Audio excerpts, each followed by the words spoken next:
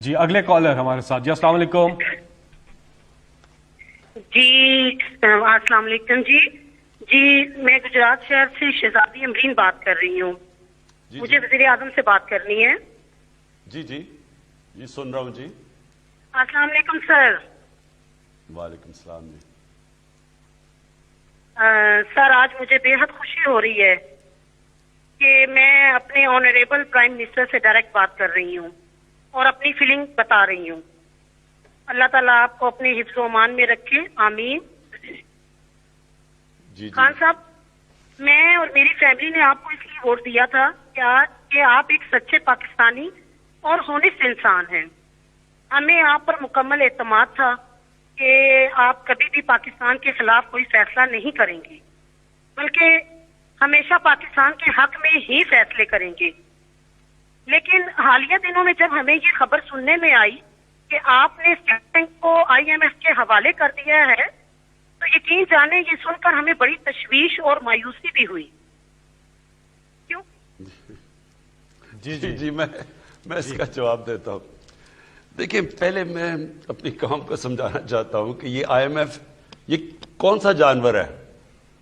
یہ سمجھ تو جائیں کہ یہ IMF ہے کیا چیز. ہوتا کیا ہے، حماد نے آپ کو شروع میں حماد اظہر نے آپ کو بتایا کہ جو پاکستان ہمیں ملا تھا اس میں سب سے بڑے دو خسارے تھے. ایک ہوتا ہے فسکل ڈیفیسٹ، مطلب یہ کہ آپ کی آمدنی اور خرچے میں خسارہ، اور ایک ہوتا ہے کرنٹ اکاؤنٹ ڈیفیسٹ، مطلب یہ کہ جو ڈالر ملک میں آ رہے ہیں اور جو باہر جا رہے ہیں اس میں تاریخی خسارہ تھا. 20 ارب ڈالر کا خسارہ تھا. تو جب یہ نون لیگ آئی تھی تو 2.5 ارب ڈالر کا خسارہ تھا. جب ہمیں پاکستان ملا تو 20 ارب ڈالر کا خسارہ تھا. اب اور ہم نے اب اپنی قسطیں دینی تھی. قسطیں نہ دیتے، جو قرضے لیے ہوئے تھے تو ڈیفالٹ کر جانا تھا. ڈیفالٹ کرنا تھا، ملک نے بیٹھ جانا تھا، مہنگائی آ جانی تھی وغیرہ وغیرہ. اب اس میں ہمارے پاس کیا راستہ تھا کہ ہم کسی طرح قرضہ لیں کہ جب تک ہمارا ملک ٹھیک نہیں ہوتا تو ہم قرضہ لیں، یا جب تک آمدنی نہیں بڑھتی، تاکہ ہم ڈیفالٹ نہ کریں. اب وہ جو سب سے کم سود پہ قرضہ ملتا ہے وہ دیتی ہے IMF. باقی سارے کمرشل لونز ہوتے ہیں وہ مہنگے ہوتے ہیں، اور جب IMF قرضہ دے دیتا ہے تو اس کے بعد جو باقی بھی ورلڈ بینک ہوا، ایشین ڈیولپمنٹ بینک ہوا، یعنی وہ بھی پھر آپ کو قرضے دے دیتے ہیں. لیکن وہ تب دیتے ہیں جب IMF آپ کے اوپر ایک چھاپ لگا دیتا ہے کہ ہاں ہم نے قرضے دیے. جب IMF قرضے آپ کو دیتا ہے تو وہ یہ پھر کہتا ہے کہ اچھا، کیونکہ وہ تو قرض دار ہے نا، وہ قرض دینے والا ہے، تو وہ پھر آپ کو کہتا ہے کہ دیکھیں میں آپ کو قرضہ تو دے رہا ہوں لیکن آپ نے یہ چیزیں کرنی پڑیں گی تاکہ مجھے اپنا پیسہ واپس مل جائے. آپ کو اگر گھر پہ قرضہ چڑھا ہو، اب آپ نے جانا ہے لوگوں سے پیسے مانگنے کے لیے کہ جی اچھا میں دکان قرضے سے لیتا ہوں، وہ دکان کی آمدنی سے آپ کے قرضے واپس کروں گا، میں اپنے خرچے کم کر دوں گا. تو جو بھی آپ کو قرضہ دے گا وہ سب سے پہلے تو یہ پوچھے گا مجھے پیسہ واپس کیسے آئے گا. اسی طرح IMF آپ کو کہتا ہے کہ میرا پیسے واپس لانے کے لیے آپ کو یہ چیزیں کرنی پڑیں گی، نہیں تو میں پیسے نہیں دوں گا. اب ہمارے پاس یا تو ہم IMF کے پاس نہ جائیں، کمرشل بینک کے پاس جائیں، وہ جو جس سود پہ وہ قرضے دیں گے وہ ہم برداشت ہی نہیں کر سکتے کیونکہ سب سے کم سود IMF لیتا ہے. تو لہٰذا جب آپ وہاں جاتے ہیں، مصیبت تو یہ ہے کہ ہمیں تو وہاں جانا چاہیے نہیں تھا. ہم پہلے کیوں اپنے ملک کو اس طرح کرتے ہیں کہ اتنے بڑا خسارہ چھوڑ کے چلے جاتے ہیں. خود بار بار لندن میں بڑے بڑے محلات، بڑے بادشاہوں کی طرح رہ رہے ہیں، بڑی بڑی گاڑیاں چلا رہے ہیں، یہاں کا پیسہ چوری کر کے وہاں لے گئے ہیں اور ملک کو مقروض کر کے چھوڑ گئے ہیں، اور ہمارے اوپر سارا بوجھ گر گیا کہ جی اب کیا کریں ملک. جب ہم IMF کے پاس گئے انہوں نے کنڈیشنز لگا دی. اب اللہ کا کرم یہ ہے کہ آج آپ ذرا سمجھ جائیں کہ آج ہم کھڑے کدھر ہیں. ابھی ہمارے ایک تو اس نے یہ آپ کو بتا دیا نا کہ ہماری ساری چیزیں پازیٹیو ہیں. جو کرنٹ اکاؤنٹ جو ہمیں ملا تھا سب سے بڑا خسارہ، آج پاکستان 7 مہینے سے ہمارا جو کرنٹ اکاؤنٹ ہے وہ سرپلس پہ چلا گیا ہے. 20 ارب ڈالر کے خسارے سے پچھلے 7 مہینے میں، یہ بہت بڑی ہماری اچیومنٹ ہے جو کوئی اس کے اوپر بات ہی نہیں کرتا کہ آج ہم سرپلس پہ ہیں. ہمارے ملک میں زیادہ ڈالر آ رہے ہیں, کم باہر جا رہے ہیں, جس کی وجہ سے روپیہ مضبوط ہو رہا ہے, جس کی وجہ سے اتنی دیر کے بعد روپیہ طاقت پکڑ رہا ہے. اگر خسارہ ہوتا روپیہ نے نیچے گرنا تھا. تو مسئلہ اب کیا ہے؟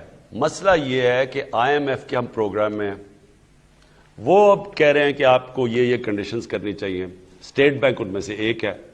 اسٹیٹ بینک میں جو ابھی آپ اتنا جو شور مچ گیا ہے, یہ صرف ایک سرسری چیز سامنے آئی ہے.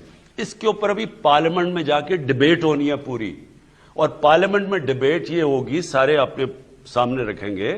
ظاہر ہے ہم کوئی ایسی چیز تو نہیں کرنے لگے. میری تو کوئی باہر پراپرٹیز نہیں ہے, میرے تو باہر بینک اکاؤنٹس نہیں ہے, میرا تو جینا مرنا یہاں ہے.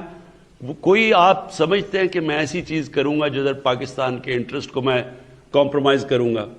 ہاں, اگر میری اربوں ڈالر کی باہر پراپرٹیز ہوتی اور محلات ہوتے تو میں بھی سوچتا پاکستان ڈوبے گا, میں باہر چلا جاؤں گا.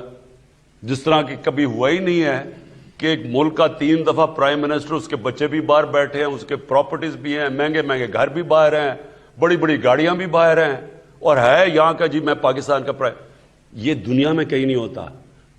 جب آپ کا جینا مرنا آپ کے ملک میں ہوتا ہے, آپ کبھی اپنے ملک کے لیے وہ فیصلے نہیں کریں گے جو اس ملک کو نقصان پہنچیں گے. تو آپ بے فکر ہو جائیں. ہم آئی ایم ایف سے بات چیت کریں گے, کر رہے ہیں, مسلسل کہتے رہتے ہیں.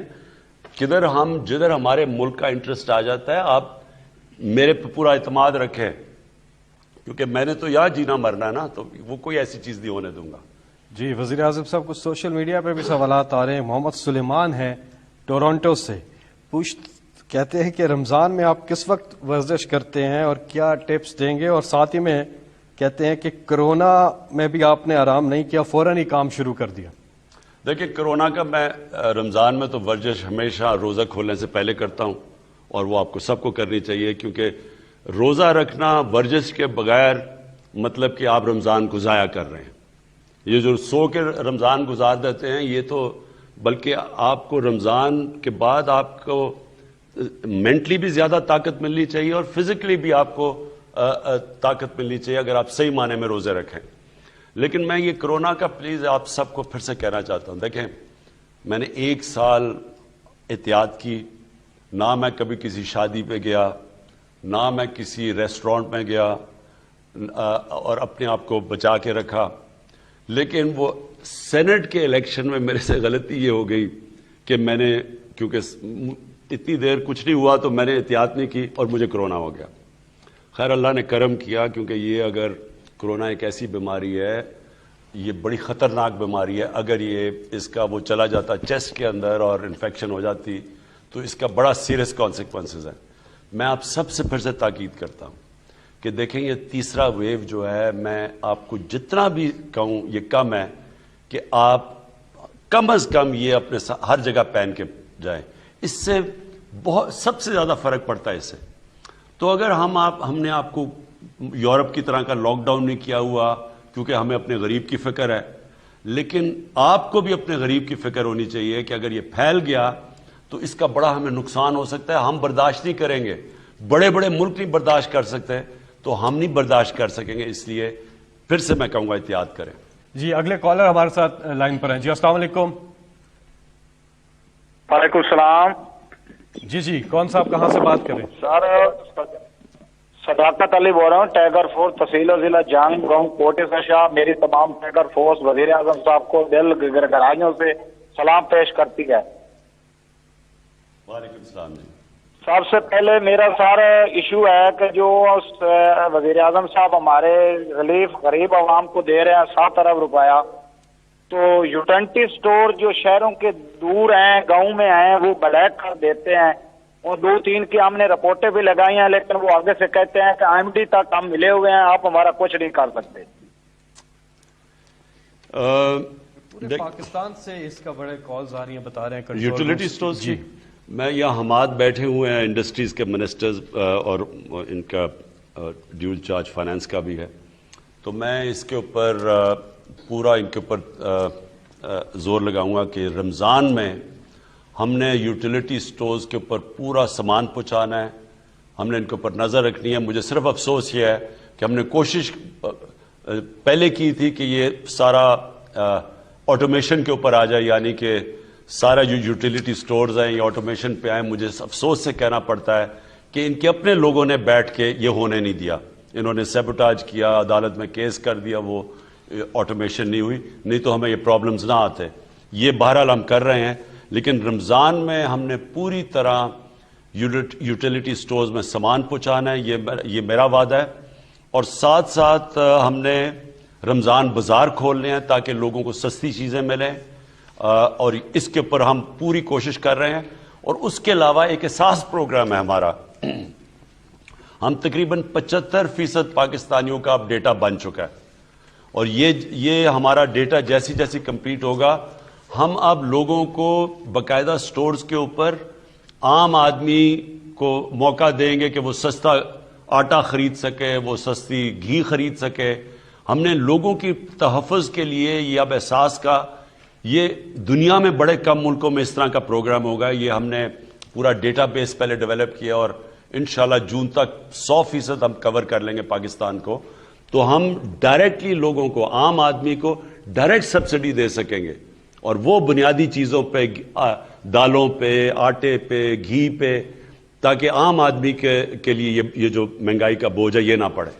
جی، آپ کی کالز کا سلسلہ جاری ہے. آخری چند کالرز سے ہم آج کی نشست میں بات کریں گے، اور وزیر اعظم پاکستان عمران خان صاحب ریگولرلی یہ پروگرام آپ کے ساتھ کیا کریں گے، آپ کے سوالات سنیں گے. اس وقت ایک وقفے کا وقت ہے، اور اس کے بعد پھر واپس آتے ہیں.